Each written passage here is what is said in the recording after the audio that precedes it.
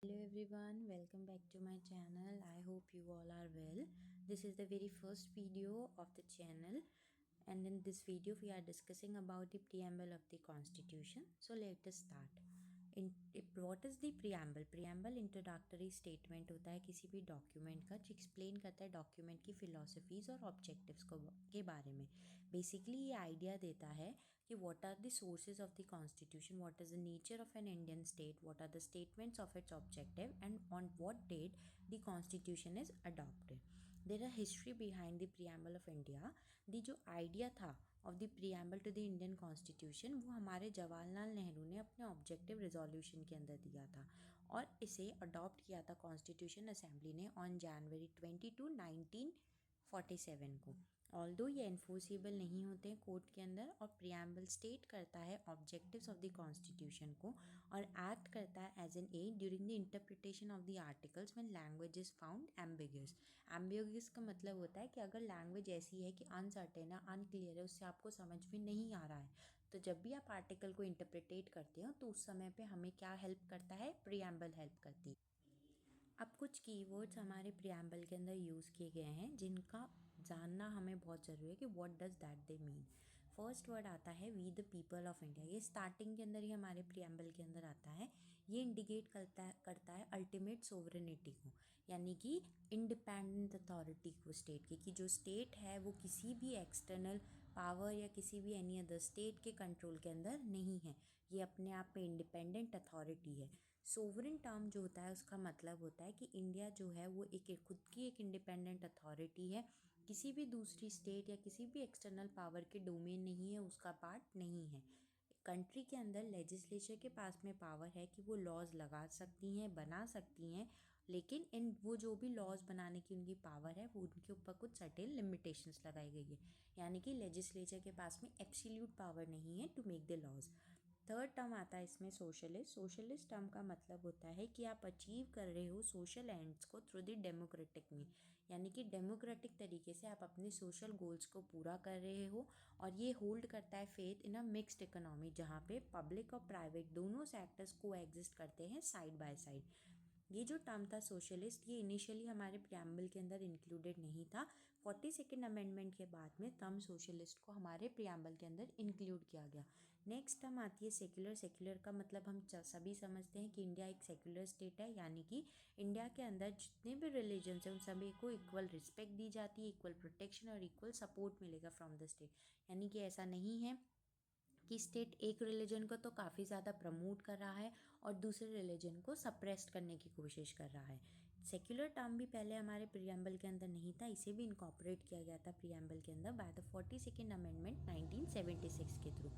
Term democratic का मतलब क्या होता है? डेमोक्रेटिक टर्म इम्प्लाई करता है कि कॉन्स्टिट्यूशन ऑफ इंडिया जो है वो इस्टेब्लिश हुआ है in the form of a constitution. Constitution से फॉर्म हुआ है जहाँ पे उसे अथॉरिटी मिलती है from the will of the people, जो अपनी विल को एक्सप्रेस करते हैं इन दी एक्सप्रेस्ड इलेक्शन. यानी कि जब भी इलेक्शंस होते हैं तो वहाँ पे लोग अपने विल को एक्सप्रेस करते हैं कि वो किन्हें अपना रिप्रेजेंटेटिव बनाना चाहते हैं, उनके पास में राइट होता है.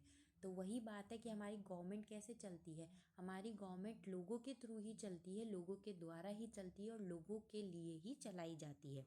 नेक्स्ट टर्म आता है रिपब्लिक. रिपब्लिक का मतलब यही होता है कि जो हेड ऑफ द स्टेट है उसे इलेक्ट किया जाता है बाय द पीपल. इंडिया के अंदर जो प्रेसिडेंट होता है इंडिया का, वो एक इलेक्टेड हेड माना जाता है किसी भी स्टेट. नेक्स्ट हमारा आता है कंपोनेंट्स ऑफ द प्रियम्बल. तो प्रियम्बल के क्या क्या कंपोनेंट्स होते हैं? It is indicated by the preamble कि जो सोर्स ऑफ अथॉरिटी है कॉन्स्टिट्यूशन की वो लाई करती है with the people of India, यानी कि जो टोटल अथॉरिटेटिव पावर है वो किसके पास में है? लोगों के पास में है. प्रियम्बल डिक्लेयर करता है इंडिया को कि इंडिया एक सोवरेन सोशलिस्ट सेक्युलर डेमोक्रेटिक और एक रिपब्लिक कंट्री है. जो भी ऑब्जेक्टिव स्टेटेड किए गए हैं बाय द प्रियम्बल वो हैं to secure the justice liberty equality to all the citizens and promote fraternity to maintain unity and integrity of the nation. यानी कि आपको जस्टिस को सिक्योर करना है, लिबर्टी को सिक्योर करना है, सभी सिटीजन्स को इक्वल प्रोटेक्शन, इक्वालिटी मिलनी चाहिए, आपको फर्टर्निटी को प्रमोट करना है ताकि आप यूनिटी, एकता और इंटेग्रिटी ऑफ द नेशन को क्या करके रख सके? मेंटेन करके रख सके. जो डेट मेंशन की गई है प्रियम्बल के अंदर when it was adopted, that is November 26 1949.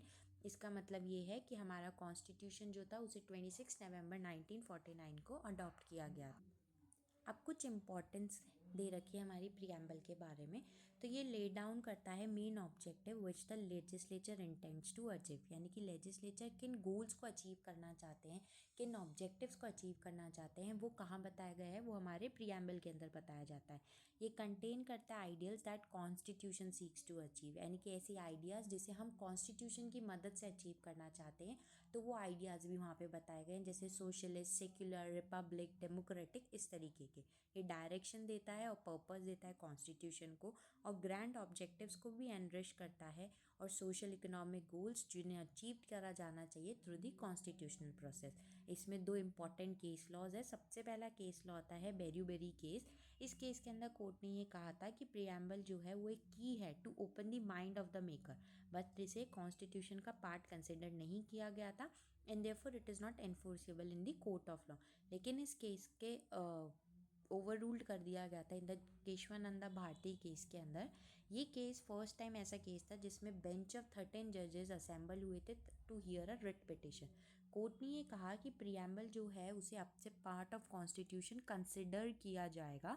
Preamble एक सुप्रीम पावर तो नहीं है, ना ही ये कोई सोर्स है जिसके थ्रू कोई रिस्ट्रिक्शन या प्रोहिबिशन लगाया जाए, बट एक इम्पॉर्टेंट रोल प्ले करता है in the interpretation of the statutes and the provisions of the constitution. तो इससे हम ये कंक्लूड कर सकते हैं कि प्रीएम्बल जो है वो एक इंट्रोडक्टरी पार्ट है हमारे कॉन्स्टिट्यूशन का। तो इससे हमें क्या समझ में आता है, इससे हमें ये समझ में आता है कि प्रीएम्बल एक इंट्रोडक्शन है टू द स्टैट्यूट, जिसे इंट्रोडक्शन माना गया है टू द कॉन्स्टिट्यूशन। प्रीएम्बल का मतलब होता है एक डिक्लेरेशन जो कि लेजिस्लेचर के थ्रू दिया जाता है with the objective for passing the statue, और हेल्पफुल होता है while interpreting any statue. Preamble एक इंपॉर्टेंट रोल प्ले करता है in shaping the destiny of the constitution. सिर्फ एक क्वेश्चन जो अराइज हुआ था, वो सिर्फ ये क्वेश्चन अराइज हुआ था कि क्या प्रीएम्बल जो है वो कॉन्स्टिट्यूशन का पार्ट माना गया है या नहीं। तो उसे हमने केशवानंदा भारती केस के अंदर ऑलरेडी डिस्कस कर लिया है कि केशवानंदा भारती केस के अंदर 13 जजेस कॉन्स्टिट्यूशनल बेंच ने ये कहा था और अपना जजमेंट दिया था कि प्रीएम्बल जो है वो एक पार्ट माना गया है कॉन्स्टिट्यूशन का। प्रीएम्बल किसी को पावर नहीं देता है, बस ये एक स्ट्रक्चर प्रोवाइड कराता है जिसके ऊपर कॉन्स्टिट्यूशन हमारा वर्क करता है।